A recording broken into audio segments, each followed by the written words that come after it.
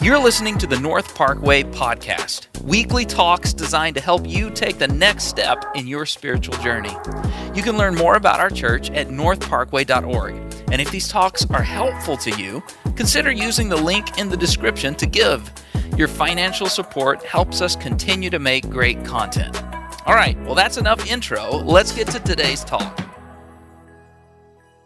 One day, as Jesus was walking along the road, he walked by a man who had been born blind, never been able to see from birth. And that was a really big deal in that time. I mean, let's be honest, being born blind is a really terrible thing in any time. Unless you're Geordie LaForge on the Starship Enterprise, being born without sight. No Trekkies? Wow. Know your audience, Chris. There are a few. Okay. Next Generation. Captain Picard was the best. Being born blind is a terrible tragedy for anybody, but especially in that time, it was awful. Consider, Braille had not been developed yet. There was no Medicaid. There was no Americans with Disabilities Act. If you were born blind, the probably short life that you were going to have was going to be typified by being a boat anchor for the family that you're born to. And as soon as you're able to go out on your own, sitting by the road and begging for charity from anybody who would be willing to have pity on you. Jesus was walking along the road one day, and he came across a guy who was born blind. And it wasn't even Jesus that noticed the guy, it was his followers, his students. John was one of those students, and he recorded a lot of moments from Jesus' life, and he talked about this moment. In chapter 9, he said, as Jesus was walking along, he saw a man who had been blind from birth. And we're not going to put that slide up quite yet. But his students saw this poor guy, and they asked one question of Jesus. One question of literally God on earth. And that question was not, hey, teacher, I can see you're probably going to heal this guy. Which way are you going to do it this time? Because Jesus would kind of mix up the formula. Sometimes he just spoke to somebody and they were healed. Sometimes he put his hand on them and they were healed. Sometimes he'd spit in the mud and make like mud eyeballs and stick them into eye sockets. Okay, there are all kinds of different ways. How are you going to heal him? It's not what they asked. They didn't say, teacher, can I try this time? Can I do the praying this time? I mean, I kind of want to practice. It's fun. They didn't ask that. They didn't ask, hey, once this guy is healed, do you want us to tell him to be quiet about the whole Savior of the world thing? Or is it okay if he tells everybody? They didn't ask. You know what one question they asked when they saw somebody sitting in absolute tragedy? Whose fault is it? Look, we'll put it up on the screens. Verse 2, Rabbi, which means teacher, they asked him, why was this man born blind? Was it because of his own sins or his parents' sin? They go right to, whose fault is it? Why him? And when I read that, at first I want to say, wow, what a weird thing to ask. Why do you start there? But man, human nature never really changes. We kind of do the same thing, don't we? Have you ever noticed every time there's a major catastrophe, the Republicans and the Democrats and the independents and everybody, they're all scrambling to figure out, how can I make this hurricane their fault and get more votes, right? Whose fault is it? There's an oil spill. Whose fault is it? COVID-19 breaks out. Was it because they ate bats? Was it a Chinese experiment gone wrong? Is this a grand scheme to make this guy look bad or this guy look bad? We're always looking for whose fault is it? I'm late for school. Whose fault is it? I can't figure out who to put in my fantasy line. Whose fault is it? I got bad intel. It's always somebody's fault. Because it makes us feel a little bit better. Without going too deeply into it, we all have this tendency to want to figure out when something bad happens, whose fault is it? Why them and not somebody else? Because if there's somebody to blame, then maybe I can prevent that from happening to me. Or if there's somebody to blame, maybe I can prevent that from happening to them again. Or at least maybe I can know who to throw rocks at because I'm angry. Whose fault is it, they asked. that this guy was born blind. And it's normal to ask when somebody else goes through tragedy, but it's especially common to ask when you are the one going through tragedy. Why me? God, why me? Have you ever asked that before? Yeah. God, why is this happening to me? Why? I didn't do anything to deserve this. What have I done that this bad stuff happens to me? Today I want to talk about the question, why me? And I want to look at how, even though it's a natural question, it's an understandable question, that question can actually keep you from moving forward in life. It can keep you stuck right in the bad in life. Why, teacher, they asked, why was this man born blind? And they give him two options when they ask Jesus. It's either, this is how their worldview worked at that time, either this guy sinned and he's being punished by God, or his parents sinned and he's being punished by God. Which one is it, Jesus?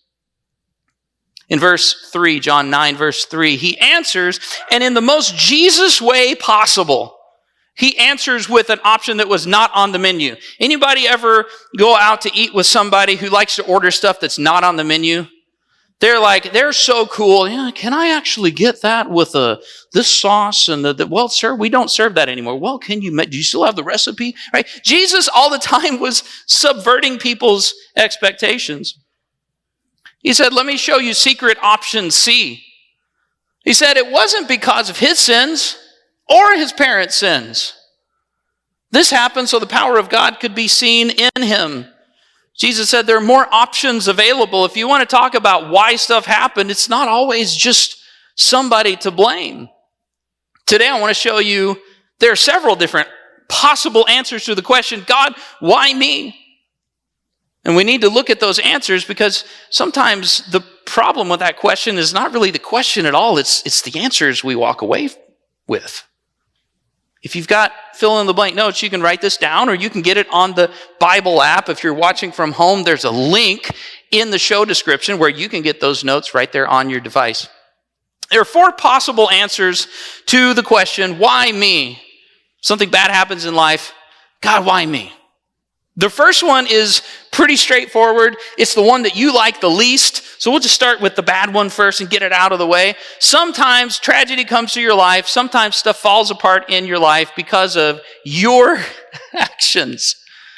Sometimes stuff is broken in life because you broke it or you failed to properly maintain it.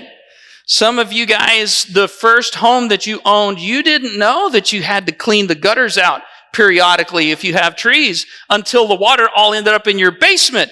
Whose fault is it? Well, it was my fault. I did that one time. That was me. Tore out all the carpet, all because I didn't clean out the gutters. If you have gutters, you might want to clean them out. Pay somebody to clean them out. Sometimes bad stuff happens and it is your fault. Sometimes your beautiful truck gets repossessed because you took out a loan that you really couldn't afford. And now you realize you couldn't afford it. Sometimes you end up divorced because you were not willing to compromise or change. And marriage is a two-player game. Sometimes the stuff that's broken in your life, sometimes you have back pain because when you were 19 and the old guy said, lift with your legs, you're like, whatever, old man. Right. And now you're the old guy saying, lift with your legs.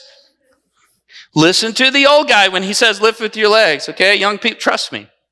Sometimes it's yours, but not all the time.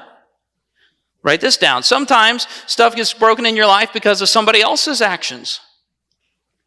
God gives every human the dignity of free will, and we can chart our own course, and sometimes the stuff that hurts in your life is because somebody else made actions that happened to hurt you. Sometimes you get passed over for the promotion because your boss is a sexist, or they just don't like Democrats or Republicans, or they just don't like Christians, or they just don't like you. It's not fair. Sometimes you end up divorced because your wife or your husband was not willing to change, and marriage is a two-player game. It's not your fault. But bad stuff still happens. Sometimes you end up a Packers fan because of your dad's sin, not yours. It's not your fault. From the littlest age, you were dressed in green and yellow. You didn't know any better. Okay? There's still hope. Yeah. Sometimes it's not your fault. Okay? Those are the two options the guys gave Jesus. It's his fault, parents' fault. Okay? Sometimes stuff breaks in your life, it's your fault. Sometimes it's somebody else's fault. Sometimes it's not any human's fault that stuff happens. Sometimes stuff goes wrong in your life, write this down, to fulfill God's purposes. Now that's one I don't like. I don't like the idea of that.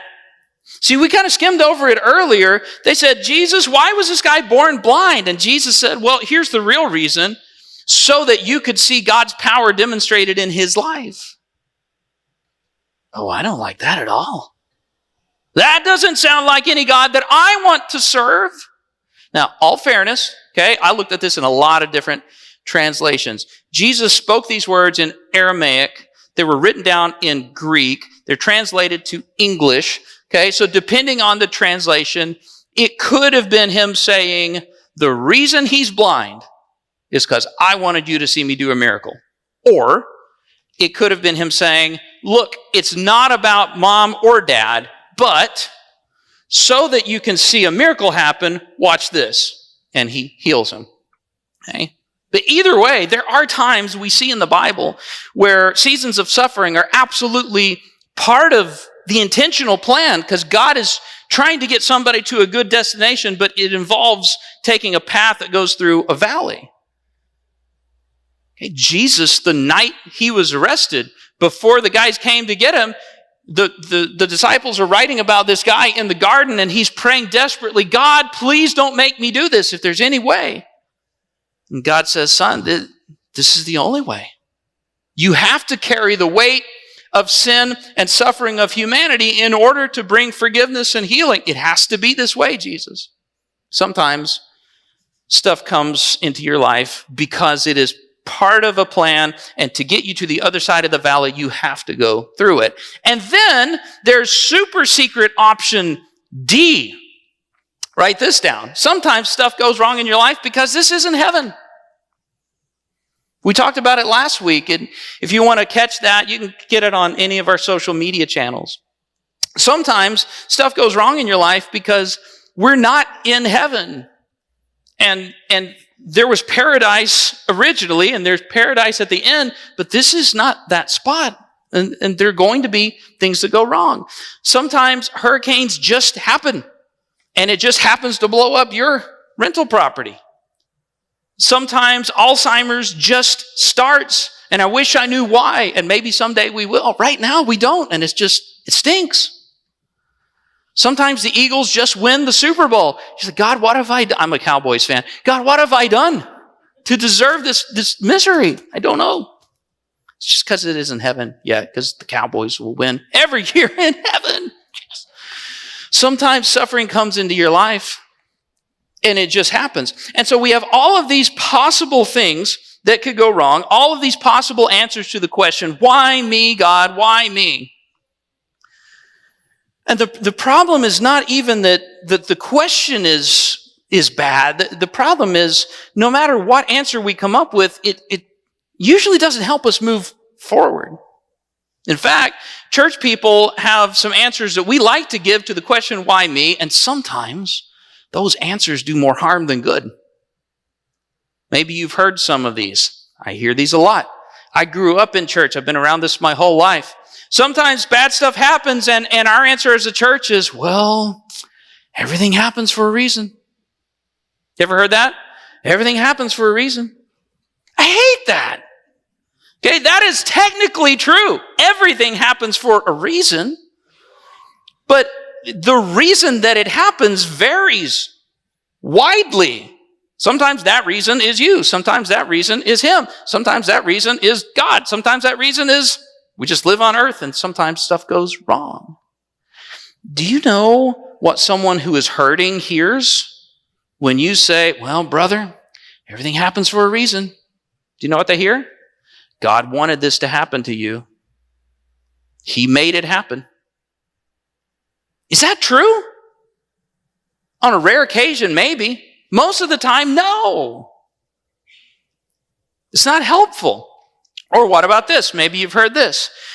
Well, honey, you just need to take authority and stand on faith. That's why this went wrong in your life. Okay?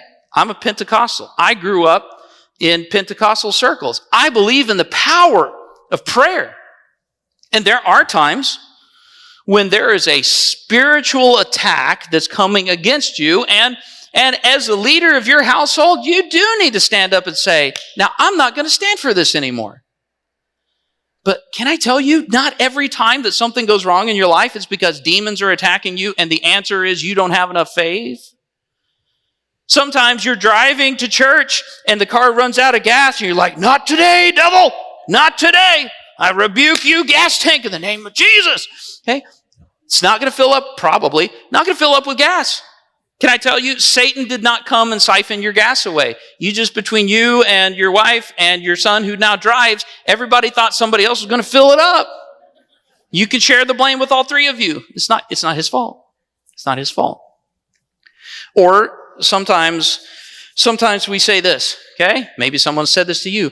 Well, I think God's just trying to teach you a lesson. He's just trying to teach you a lesson. And if you don't learn, you're just going to keep wandering around the wilderness for another 40 years like the nation of Israel. Okay? I believe God's not going to waste any season of suffering and that he can teach you things in it. But coming to somebody who's suffering and saying, oh, God's just trying to teach you a lesson. Okay? My son runs track and field. Imagine he's set up to run track, and right before he goes, somebody with the shot put just gets like way out of bounds, and the shot put just right in the face. Right in the face. Okay? Nose is broken, teeth are falling out. Imagine that he's in the emergency room and they're trying to figure out how we can put teeth back in. Okay? And he's like, how am I gonna kiss these girls that are cute in school without teeth in my, I'm just, okay. Imagine that he's here in a bloody mess, and Pastor Shad, our student ministries pastor, comes to check up on him. Imagine that Pastor Shad comes and he's like, what do I say to this kid to console him? And he wraps his arm around him and he says, well, son, Judah, I'll just use your name, sorry. Judah has all of his teeth, okay? He's great at track and field. Judah, I don't know what your dad was trying to teach you by knocking your teeth out, but I'm sure there's a lesson in there somewhere. What? I don't have anything to do with it. I'm the one who drove them to the hospital. Why are you blaming me? Do you see how many weird places we can get when we focus on the question, why me? God, why me? Why me? The guys come to Jesus and they say, why did this happen? And Jesus, rather than rebuking them for asking the question, he doesn't say, you idiots, why would you ask that? It's understandable. But instead, he redirects their focus and he says, hey, watch what I'm going to do next. Watch what I'm going to do from here. This guy's in a bad spot. Let me show you what's moving forward. And the problem with the question, why me, is that no matter what the answer is, the focus is always what's happened before. Why did this happen? What did I do? God, I raised my kids right. I was respectful to my parents. Why are they disrespecting me? I was faithful to my spouse. Why were they unfaithful to me? I gave to this church. Why did this bad stuff financially happen to me? Why? And I believe that what God would rather us do is, rather than focus on why am I suffering, why me, God, and not somebody else, to turn our attention forward to look at what he's going to do from here, because I'm not dead yet. I'm not dead yet. Okay? I'm still here. Bring out your dead. See, you guys got that one. I just need to know which movies we're watching. Write this down in your notes. Okay? When tragedy hits, you need to trade why me for what's next. You need to trade why me for what's next. Because the truth is, most of the time, regardless of the answer to the question, why me, there's nothing you can do about it anyway. Most of the time when tragedy strikes, it wasn't your fault. If you were abused when you were a kid, it wasn't because you wore short shorts. It was because he couldn't keep his desires under control. It's not your fault. Somebody that you love got cancer and somebody else smoked 12 packs a day and never did. It's not any, okay? It happens. And even if it was your fault, even if you are suffering today in your body because of some choices you made when you were a young person, you can't go back and fix it. A lot of these things, I learned my lesson. Yeah, but the damage is done. I can't undo what's already done. No matter what the answer to why me is, it still keeps you in the past. You can't fix it. You can't change it.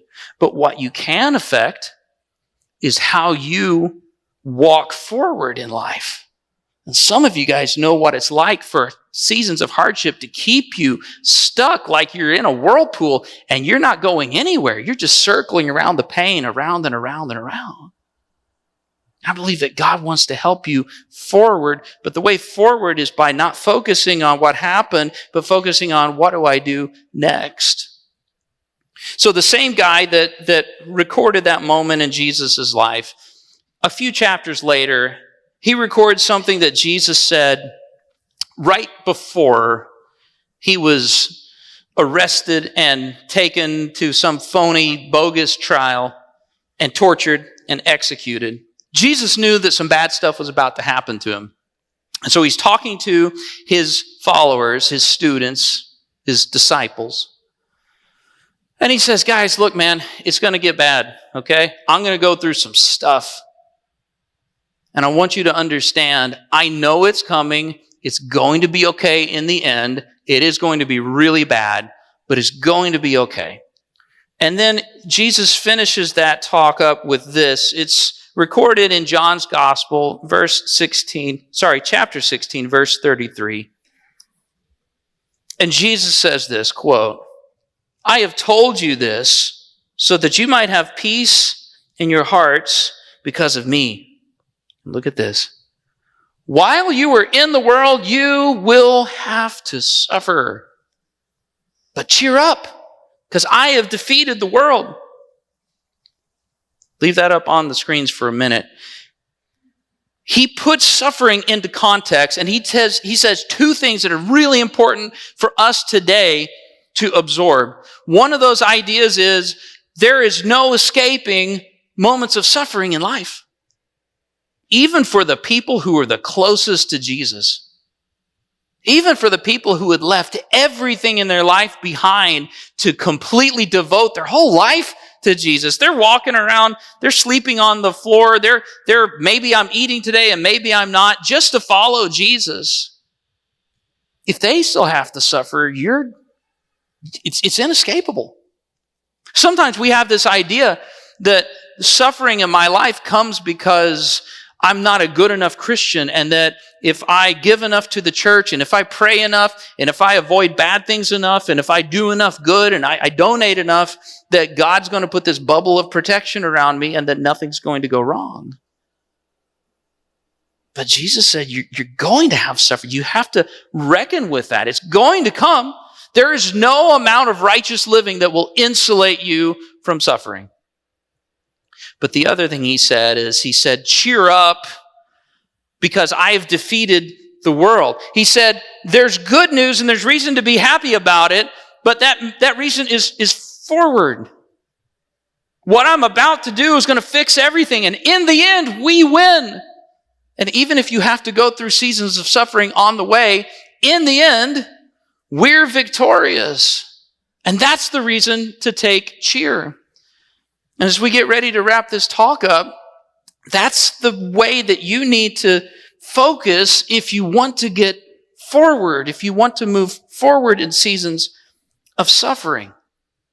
I want you to hear God's heart in his message. And it was recorded not only so those guys could hear it, but so that you could hear it. Because those words are still true for anyone who is a disciple of Jesus. He said, you're going to have suffering, but notice, he said, I told you this so that you might have peace in your hearts because of me. Cheer up because I have defeated the world. That peace is because of Jesus. That peace is because we can move forward. And here's what I've noticed about suffering. I'm in my 20th year now of full-time pastoring. And I've seen this so many times. Maybe this has been you or somebody that you love. But suffering always presents a choice. Put that up on the screen so we can write that down. Suffering always presents a choice to turn toward God or away from Him. Always. Moments of suffering always present a choice to turn toward God or away from Him, because that pain is so immense. And if you focus everything on God, why me? You know what else I've noticed? If I don't come up with a satisfactory answer for who to blame, there's always a fallback. I always blame Him. God, if you can do everything, you could have stopped this from happening, but you didn't stop it. Listen, just because He didn't stop it doesn't mean He wanted it. Just because He didn't stop it doesn't mean He orchestrated it. But even if He did, if I focus all of my attention and energy on why me, it's your fault, then there's nobody helping me walk forward. It's just me. Jesus said, guys, you are going to have suffering. You are going to endure times of suffering. And when you do, I want you to remember, in the end, we win, but that winning is in me. And you have an option when you are suffering. Shake your fist at God and say, why? Why? Why? I demand an explanation. Or you can say, God, help me move forward. See, when you turn to Him, what you find is that Jesus has already felt the weight of suffering like you are suffering. We sang about it a little bit earlier, and we taught about it a few weeks ago. The Bible says that when Jesus suffered on the cross, it wasn't just Him physically, and it wasn't just sin.